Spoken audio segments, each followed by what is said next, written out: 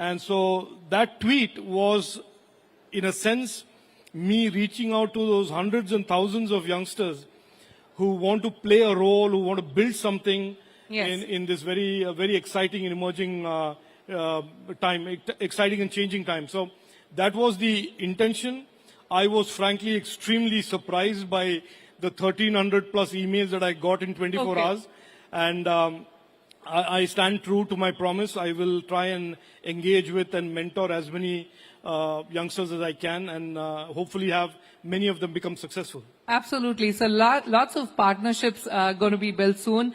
Rajeev, what do you make of the DeepSeek versus OpenAI saga? You know, we've got, what will an India model look like? Recently, Ashwini Vaishnav said that India will be developing its own AI, generative AI model, powered by India AI Compute Facility. Look, I think the conversations around AI tend to be either very hyperbolic or very low res. And somewhere in between, there is a real pathway to what is clearly a very, very new era in tech as we all know it. The conversations are today in 3 or 4 parallel threads. One is the conversation that the OpenAI event in December 22 initiated, which is generative AI, these large models, very general purpose models. And the belief that OpenAI put forth, Sam Altman put forth when he came to Delhi, that somehow you needed billions of dollars to be a player in AI. We've proved him wrong. Yeah, and the DeepSeek moment really is another milestone that has altered the narrative and said, no, it is not only about compute, it is also about algorithms, it is also about innovating and having high quality data sets. It's also about architecting these models differently. So therefore, we are doing what history of tech has shown us, that we will start with a set of assumptions, and there will be some youngster who will come and upend that assumption, and we will move into a totally new model. And DeepSeek has certainly opened the door for open source AI. Yes. It has opened the door to much more frugal and infrastructure constrained AI, which is creating more and more innovation. And I suspect that there will be many more in the wake of DeepSeek that will alter almost irreversibly the narrative that you needed to be an American company with multi-billion dollars to be successful in AI. Absolutely.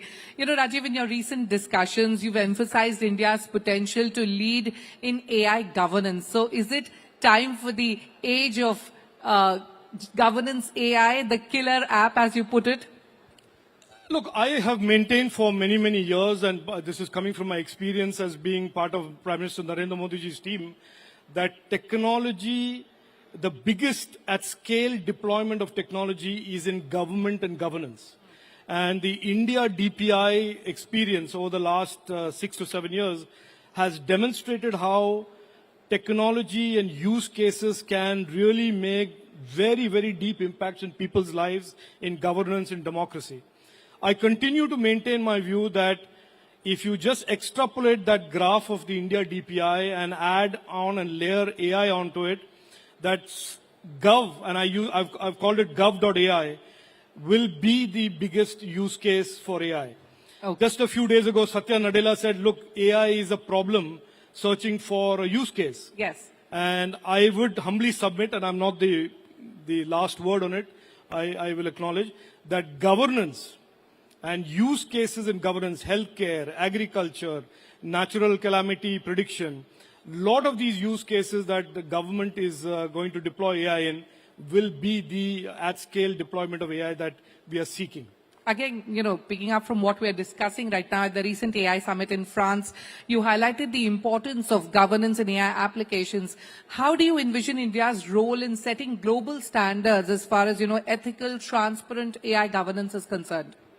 Look, this is again one more thread of conversations around AI that is just beginning to pick up, which is what ought to be the guardrails for AI. How do you prevent misuse of AI? How do we prevent AI from causing harm to individuals or enterprises? And again, pre-DeepSeek, the assumption was that there would be a few American companies that will have access to AI. Yes. And therefore, since the good guys have AI, there's no problem about the bad guys having AI. That was the assumption. but certainly some of the bad guys have got access to AI.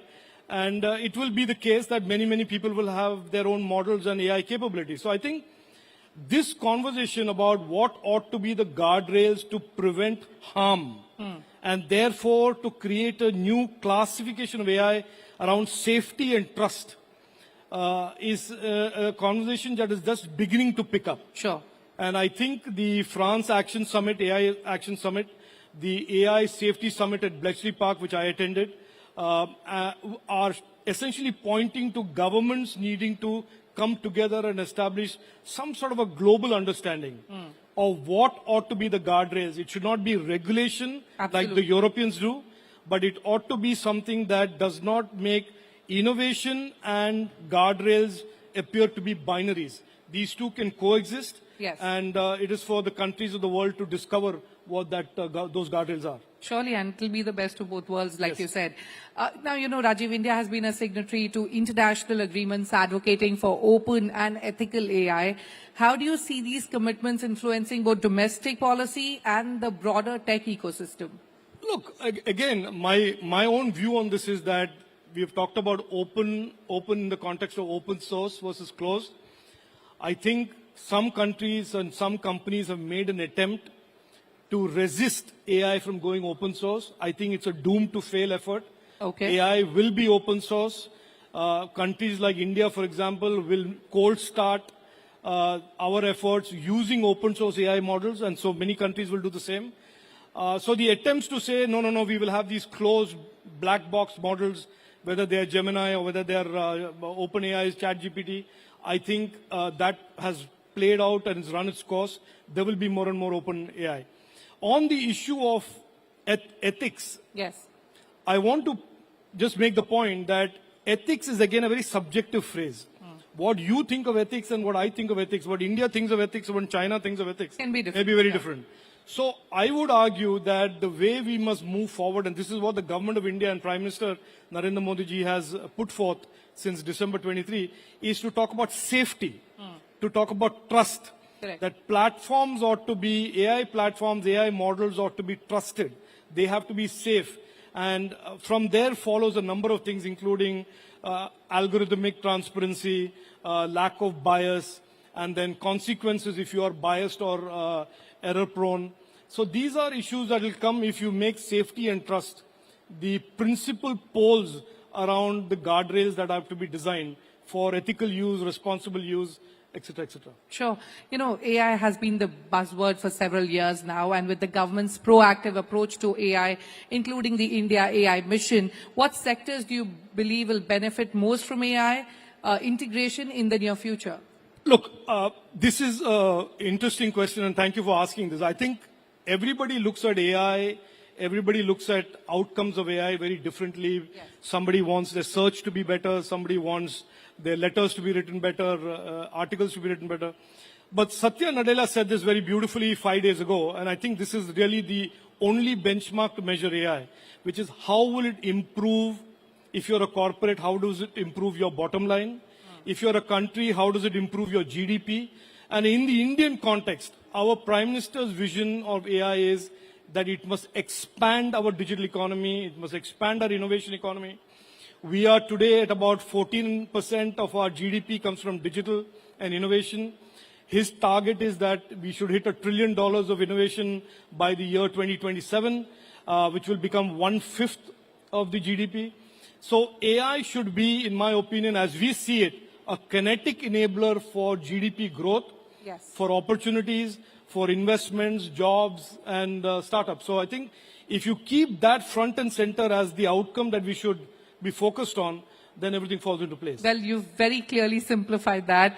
Again, Rajeev, India's diverse and multilingual environment presents challenges and at the same time opportunities for AI development. How can we use this diversity to leverage and create AI solutions that are both inclusive and, of course, are globally competitive but don't leave behind anybody?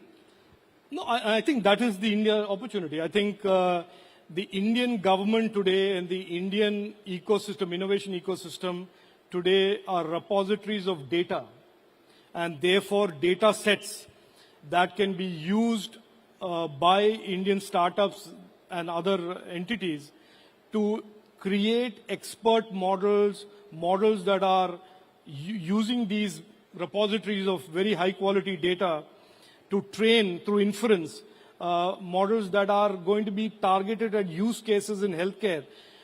Imagine what we can do if we today can say we predict the healthcare patterns of the population in the Northeast, the North, the West, and the South very, very differently, and are able to tailor Government of India's schemes and policies on healthcare that will anticipate what is going to happen in the next 3 to 5 years. Imagine using our agricultural DPIs and farmers' apps, how much further we can take AI in our ability to predict farming, cropping patterns, what they should be doing in terms of crop selection and their economic model. So there is a lot that our DPIs and our data sets will do in terms of making government AI or governance AI and these applications, these use cases, transform individual areas of our population or individuals in our population very, very transformative. So I think the diversity is going to be the strength, is going to create expert models in a manner that no other country can. All right.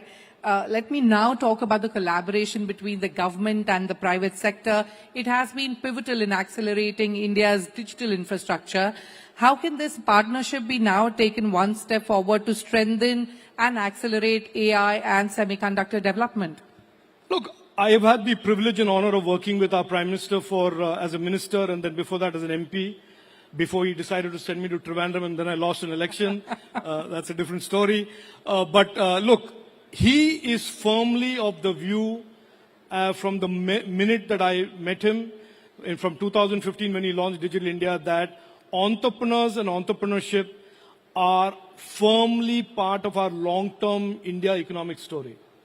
So whether it is semiconductors, whether it is artificial intelligence, whether it is electronics, whether it is D2C, the government today is stepping up and playing the role of an enabler. In AI, for example, the AI compute infrastructure, there will be money available for funding startups. And there will be money that will be given to academic institutions to create the deep talent that the AI ecosystem requires. And we did exactly the same thing in semiconductors 2 years ago. Everybody said India can never be a semiconductor player. And today the flag is planted firmly in the semiconductor design and manufacturing value chain. So we expect, and this is exactly what the government is doing, to play the role of a very active cheerleader and enabler to allow young Indians to succeed. All right. Let me now shift focus to skilling.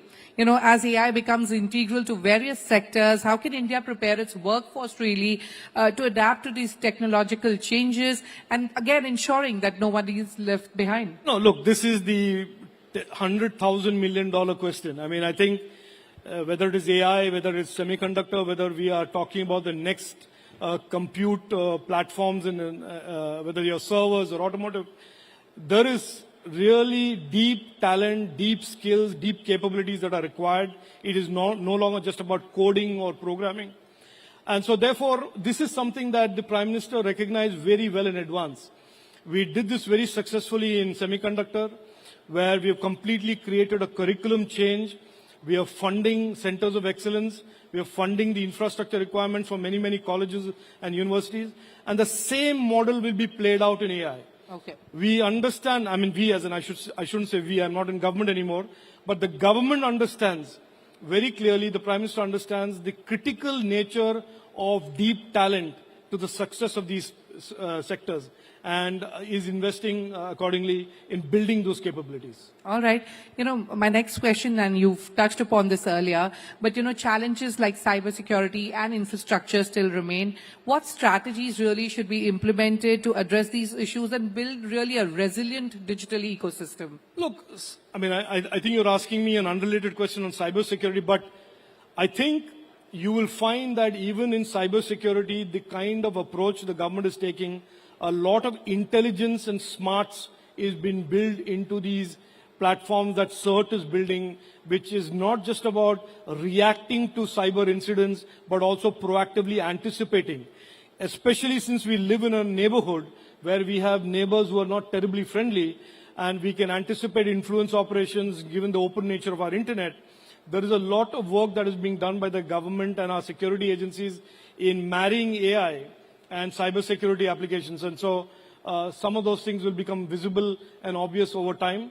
But I can only say that it is a well understood challenge, and there are capabilities that have been built. How do you really see India, its push for digital innovation on one side and the need to protect citizens' privacy and data security? What is the push by the government? Shruti, I don't think this is a binary. I mean, this is a question that somehow assumes that innovation and citizens' rights are two choices that have to be made.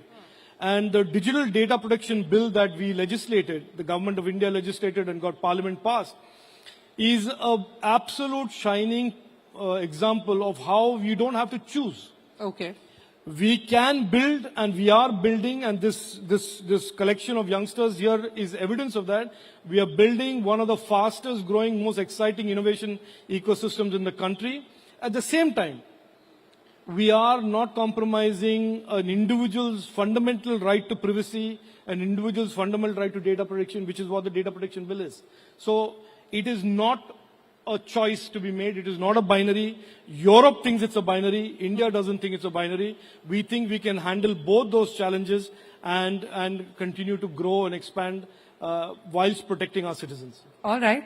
Looking ahead, where do you see India in the next 5 to 10 years, let's say, in terms of its digital first journey, particularly AI and the semiconductor industries? Look, I think this crowd will tell you that you'll be rather foolish to predict anything even 18 months down the road. So I certainly don't want to appear to be foolish in front of the crowd. I think, look, I can only say that we are in the most exciting phase of technology in contemporary history. What we saw in the last 10 years, 15 years, the internet, social media, it's nothing compared to what we are going to see in the coming 2, 3, 4 years. So in the near short term, I think Indian entrepreneurs, Indian innovators will have their flags planted squarely in the semiconductor space, in the emerging electronics and compute space, and in the AI space. That is the prediction I'm willing to make. What are the biggest trends, the big trends that excite you most? I think all of this, the fact that every legacy architecture, whether it is semiconductor, electronics, or operating environment, is being rejigged, undone, redrawn, brings us almost to the starting point of a completely new era in the computer age.